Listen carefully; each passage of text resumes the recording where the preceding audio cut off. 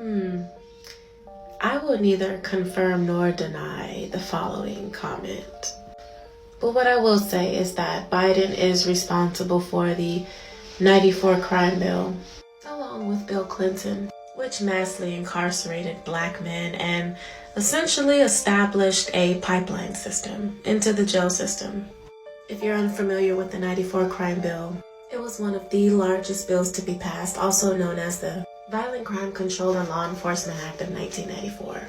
It affected the black community the most because during the 80s and 90s, crime was essentially climbing on the East and West Coast, and gang activity was at its highest. It put over $9 billion into the private prison system. It expanded the death penalty to about 60 different criminal offenses, including carjackings, drive-by shootings, and drug trafficking.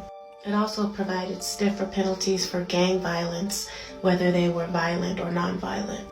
And it allowed for certain juveniles that were committed of certain offenses to be tried as adults. But out of all of those, the worst of all was the 3-strike policy, which mandated a mandatory life sentence for 3-strike offenders, including minor offenses like drug charges.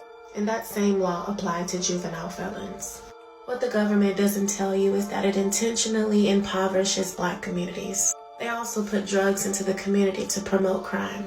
They also redline low-income black communities, bring in large businesses to increase the market, increase the tax rate, gentrify the areas, push out the residents of that community, and essentially put them in a position where they cannot thrive. Not to mention the lack of government-funded education in these low-income communities, which psychologically traumatizes minority youth. So what does that have to do with Joe Biden?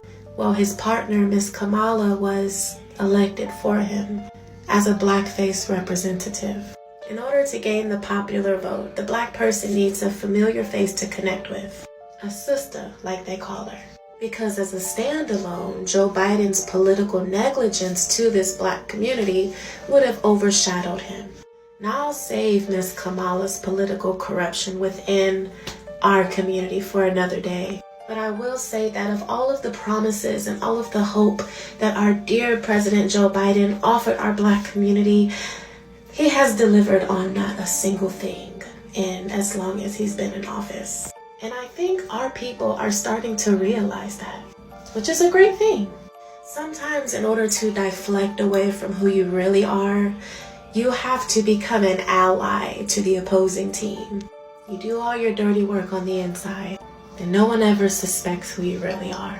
That's all I'll say.